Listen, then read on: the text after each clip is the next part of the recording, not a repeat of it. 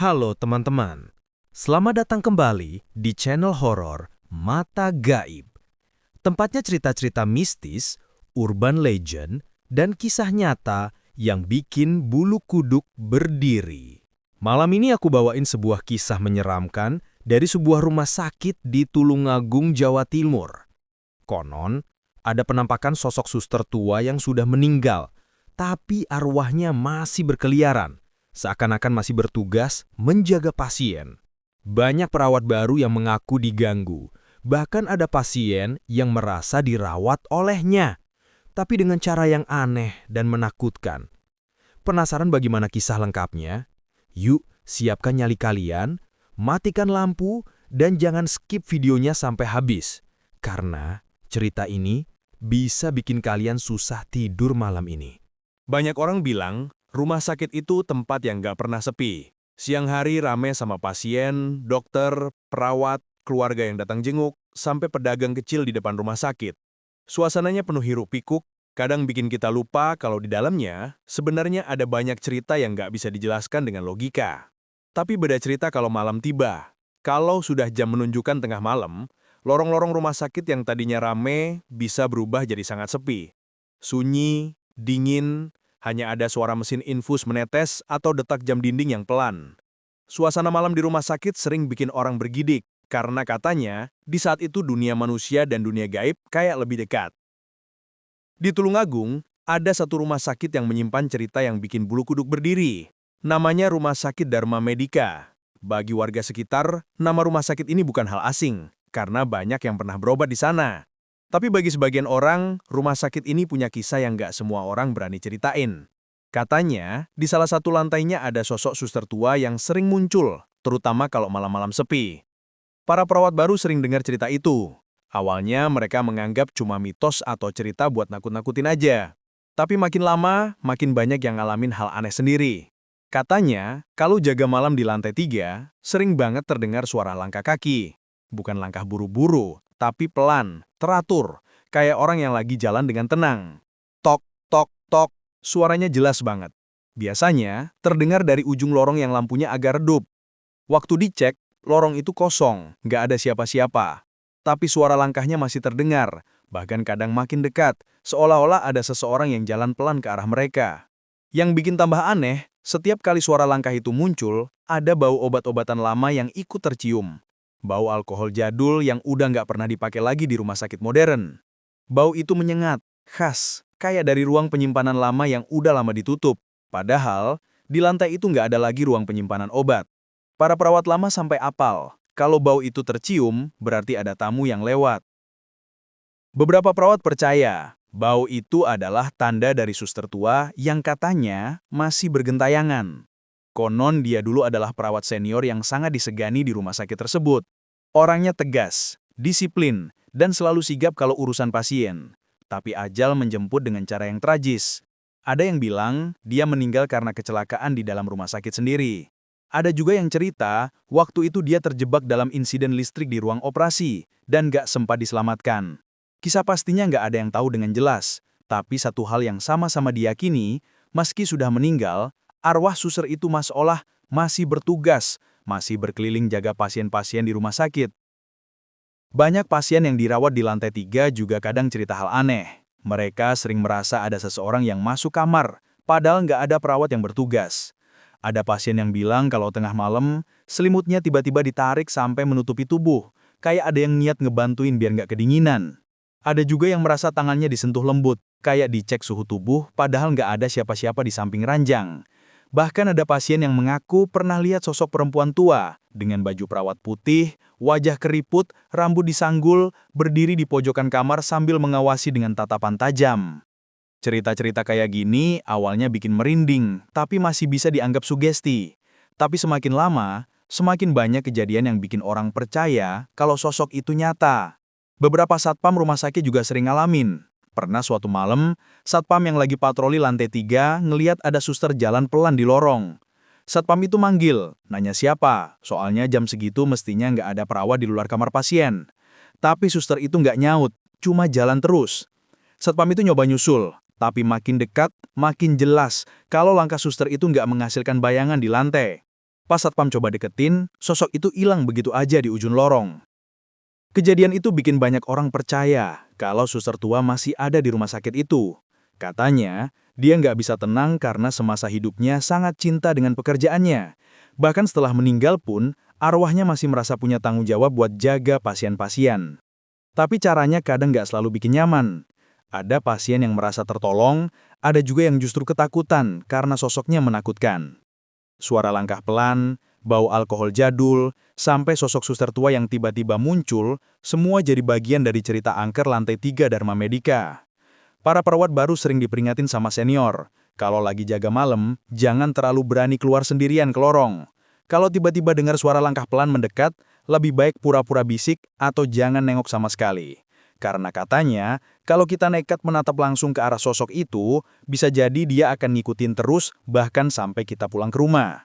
Ada juga yang bilang kalau lagi sendirian di ruang perawat dan tiba-tiba ada suara baki melatih jatuh atau suara pintu kebuka pelan, jangan langsung panik. Karena itu bisa jadi tanda kalau suster tua lagi lewat.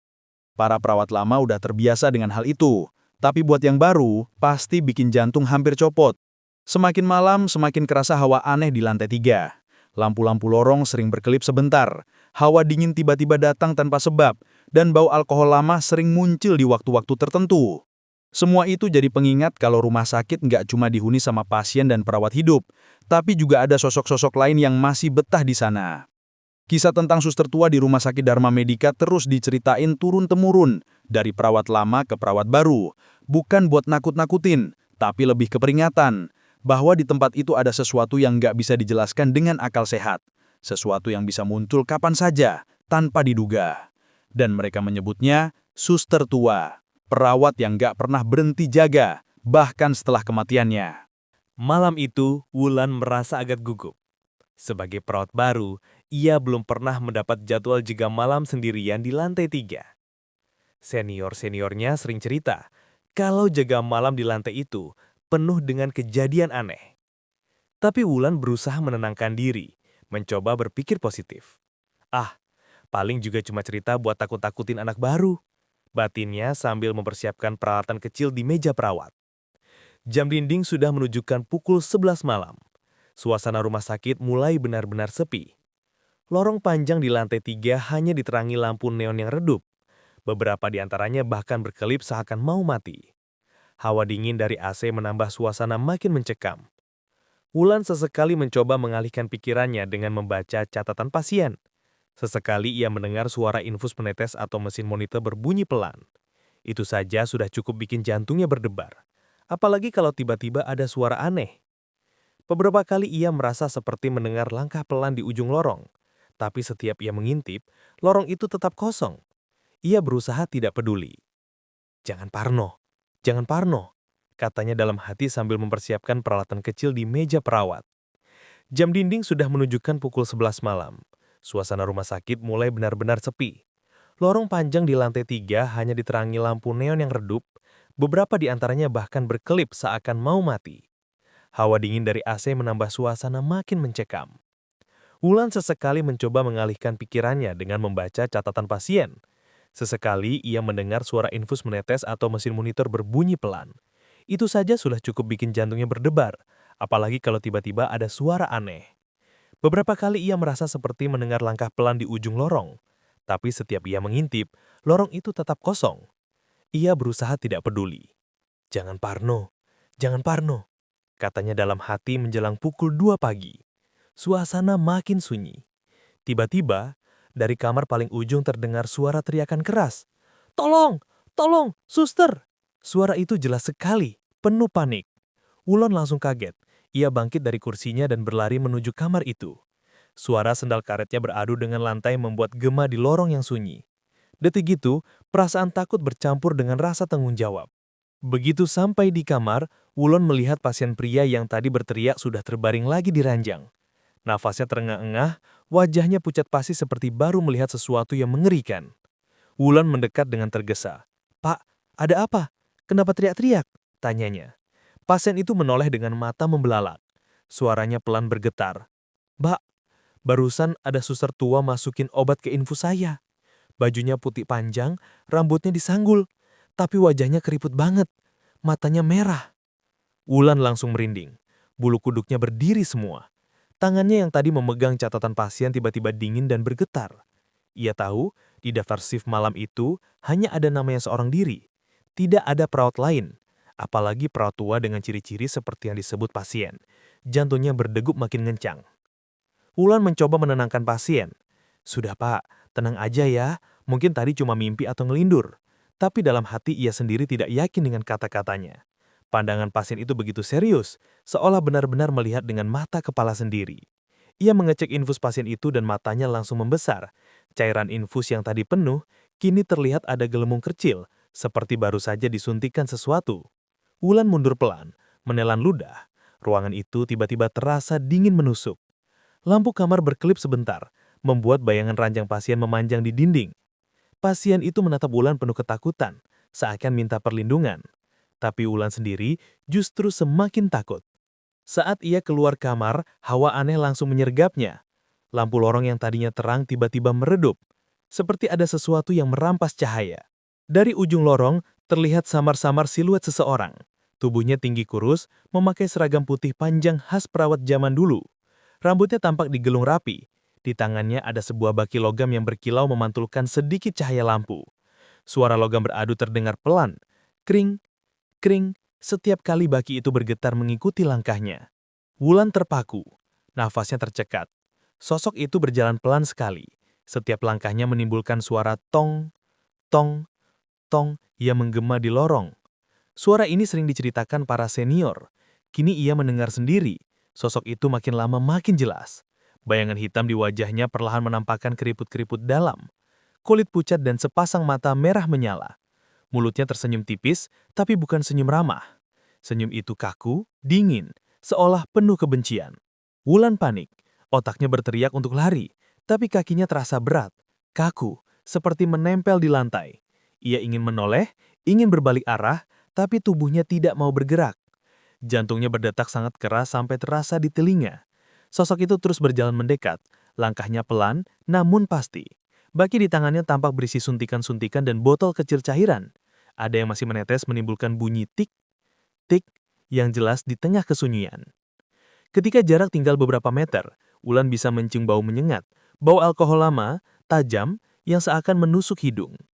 Bau yang sama seperti yang sering diceritakan perawat lain. Bau itu bercampur dengan hawa dingin yang membuat kulit merinding. Wulan mencoba berdoa dalam hati, melafalkan ayat-ayat pendek yang ia ingat.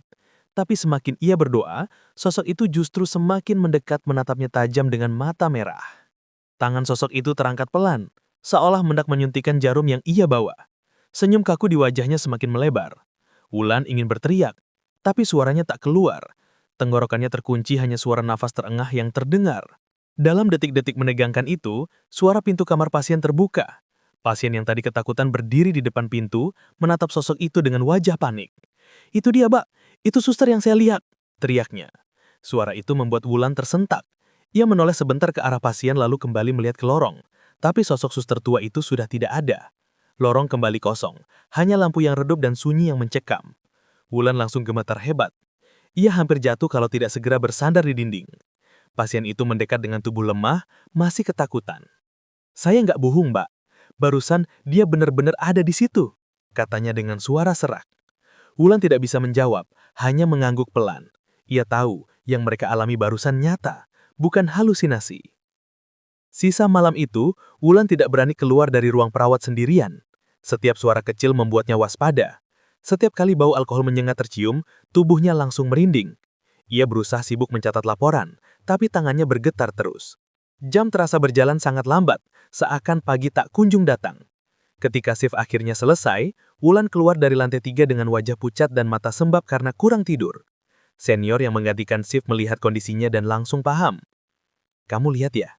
tanya senior itu. Wulan terdiam, tidak bisa menjawab, hanya menunduk dengan tubuh lemas. Senior itu menepuk pundaknya pelan. "Tenang aja, kamu nggak sendirian. Hampir semua perawat baru di sini pasti ngalamin malam pertama kayak gitu. Dia memang sering muncul buat ngenalin diri." Kalimat itu justru membuat Wulan semakin merinding. Malam pertama jaga sudah meninggalkan bekas yang tidak akan pernah ia lupakan. Ia sadar, cerita tentang suster tua di Dharma Medika bukan sekedar dongeng atau mitos. Itu nyata, dan ia sudah jadi salah satu saksi yang pernah melihatnya langsung. Sejak malam yang dialami Wulan itu, cerita tentang suster tua di rumah sakit Dharma Medika semakin tersebar. Hampir setiap orang yang pernah jaga malam di lantai 3 punya kisah masing-masing. Tidak semua berani menceritakannya, tapi dari mulut ke mulut, nama suster tua semakin terkenal. Bukan cuma perawat, tapi juga pasien dan keluarga pasien mulai mendengar gosipnya. Banyak yang percaya kalau suster itu memang masih berkeliaran, seakan-akan ia belum mau meninggalkan rumah sakit yang dulu menjadi hidupnya. Beberapa pasien bahkan dengan jujur mengaku kalau mereka pernah merasa dirawat oleh suster itu. Ada yang bercerita kalau tengah malam, saat mereka terbangun, tiba-tiba ada seorang suster tua berdiri di samping ranjang membawa gelas berisi cairan putih. Tanpa banyak kata, suster itu menyodorkannya. "Minum," katanya dengan suara pelan tapi tegas. Pasien yang setengah sadar hanya menurut, lalu meminum cairan itu. Rasanya pahit, menusuk lidah, berbeda dengan obat biasa. Paginya ketika pasien itu cerita ke perawat pagi, tidak ada satupun perawat yang tahu tentang obat itu. Mereka juga tidak memberikan obat dalam bentuk cairan seperti yang diceritakan. Ada juga pasien lain yang bilang kalau suster tua itu tidak melakukan apa-apa, hanya duduk di samping ranjang sambil tersenyum. Tapi senyum itu aneh, bukan senyum menenangkan. Senyum itu terlalu lebar, terlalu lama dan matanya menatap tajam tanpa berkedip. Pasien yang mengalaminya biasanya jadi susah tidur, tubuh mereka lemas, bahkan ada yang tiba-tiba sakit lebih parah. Cerita-cerita itu makin bikin suasana lantai 3 terasa angker. Bahkan keluarga pasien pun sempat mengalaminya. Pernah ada satu keluarga yang datang tengah malam karena ingin menemani kerabat mereka yang sedang dirawat. Di ruang tunggu yang sepi, mereka melihat seorang suster tua duduk sendirian di kursi panjang. Seragamnya putih rapi, wajahnya menunduk, tangannya terlipat di pangkuan. Keluarga itu merasa aneh karena biasanya jam segitu jarang ada suster yang nongkrong di ruang tunggu. Salah satu dari mereka mendekat lalu bertanya kepada satpam yang sedang lewat, "Pak, itu suster siapa ya? Kok duduk sendirian di situ?" Satpam itu menoleh ke arah kursi yang dimaksud, lalu mendadak wajahnya pucat. Kursi itu kosong, tidak ada siapa-siapa. Sejak itu keluarga pasien juga ikut meyakini cerita suster tua bukan omong kosong. Mereka yang pernah melihat penampakannya biasanya tidak berani cerita ke banyak orang, takut dibilang berhalusinasi. Tapi ekspresi mereka tidak bisa bohong, ketakutannya nyata. Yang paling menyeramkan dari kisah suster tua ini adalah tentang matanya. Katanya siapapun yang berani menatap mata merah menyala itu terlalu lama akan mendapat nasib buruk. Ada pasien yang sempat mengaku menatapnya langsung karena terlalu kaget. Keesokan harinya, kondisi pasien itu tiba-tiba memburuk. Dokter tidak bisa menemukan penyebab medis yang jelas. Semua hasil pemeriksaan normal, tapi tubuh pasien melemah sampai akhirnya meninggal dalam beberapa hari. Ada juga cerita tentang seorang perawat yang nekat memastikan keberadaan suster itu. Saat jaga malam, ia mengaku melihat sosoknya di ujung lorong. Karena penasaran, ia memberanikan diri menatap wajahnya lama-lama. Esoknya, perawat itu jatuh sakit, badannya panas tinggi, dan dalam hitungan hari ia harus dirawat di rumah sakit lain. Sampai sekarang, katanya kondisi kesehatannya tidak pernah pulih seperti semula. Cerita-cerita semacam itu membuat aturan tidak tertulis muncul di kalangan perawat. Mereka selalu mengingatkan perawat baru, kalau mendengar suara langkah pelan di lorong, jangan coba-coba menoleh. Kalau mencium bau alkohol jadul yang menyengat, segera sibukkan diri, pura-pura tidak tahu, karena itu tandanya suster tua sedang berkeliling, mencari pasien atau bahkan perawat baru untuk disapanya. Beberapa satpam rumah sakit juga diam-diam membenarkan cerita ini. Mereka sering mendengar laporan dari pengunjung yang melihat sosok perawat tua berdiri di dekat lift atau berjalan pelan di lorong. Pernah suatu malam, seorang satpam yang patroli melihat dari jauh ada perawat keluar dari kamar pasien. Satpam itu ingin menyapa, tapi heran karena perawat itu tidak mengeluarkan suara langkah sama sekali. Ketika diperhatikan lebih dekat, sosok itu ternyata melayang beberapa sentimeter dari lantai dan wajahnya kosong dengan mata merah menyala. Satpam itu langsung terjatuh karena kaget, tubuhnya lemas, dan ia baru bisa sadar setelah dibopong temannya. Rumah sakit mencoba untuk tidak membicarakan hal ini secara resmi. Manajemen tentu tidak ingin reputasi rumah sakit rusak karena dianggap berhantu. Tapi di balik itu, semua orang di dalamnya tahu bahwa ada hal yang tidak bisa dijelaskan dengan logika. Setiap kali ada pasien yang tiba-tiba sakit tanpa sebab jelas, beberapa perawat suka berbisik, "Jangan-jangan semalam ketemu suster tua." Beberapa orang percaya kalau arwah suster itu tidak jahat. Ia hanya terlalu terikat dengan pekerjaannya, sehingga setelah meninggal pun masih merasa bertugas. Tapi caranya yang menakutkan membuat orang-orang sulit membedakan apakah ia berniat menolong atau justru mencelakai. Apalagi kalau sudah bicara soal tatapan matanya, yang katanya bisa merenggut nyawa. Sampai sekarang banyak perawat baru yang selalu deg-degan kalau dapat giliran jaga malam di lantai 3. Mereka akan saling menunggu di ruang perawat. Jarang ada yang berani keluar sendirian. Kadang suara langkah pelan terdengar jelas, berjalan dari ujung lorong menuju arah ruang perawat. Tapi pintu sengaja dibiarkan tertutup. Semua menahan nafas, pura-pura tidak dengar. Ada kalanya bau alkohol lama memenuhi ruangan membuat beberapa perawat saling pandang dengan wajah pucat. Tidak ada yang berani bicara, takut kalau suaranya justru memanggil sosok itu lebih dekat. Dan setiap kali ada yang nekat melirik keluar, sering mereka melihat sosok putih dengan baki mogam di tangan. Ia berjalan pelan seperti sedang melakukan pemeriksaan rutin, seakan-akan rumah sakit itu masih berada di masa lalu ketika ia masih hidup. Bedanya kini ia berjalan sendirian, tanpa catatan, tanpa teman, hanya dengan mata merahnya yang mengawasi. Hingga hari ini, kisah suster tua di Rumah Sakit Dharma Medika masih terus diceritakan.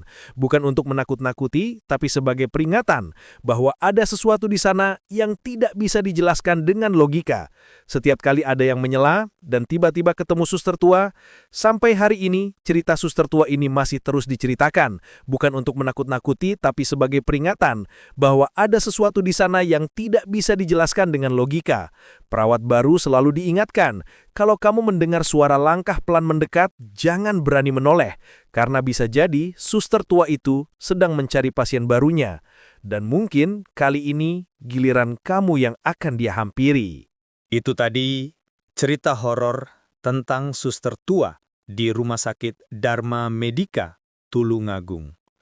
Sampai sekarang, kisah ini masih jadi misteri yang bikin banyak orang merinding setiap kali mendengar langkah pelan di lorong rumah sakit itu. Apakah suster tua itu sebenarnya ingin menolong atau justru menjerumuskan pasien? Kita mungkin tidak akan pernah tahu. Kalau kalian pernah punya pengalaman mistis di rumah sakit, coba tulis di kolom komentar. Siapa tahu nanti bisa aku bawain di video berikutnya. Jangan lupa like, share, dan subscribe supaya kalian gak ketinggalan kisah horor lainnya.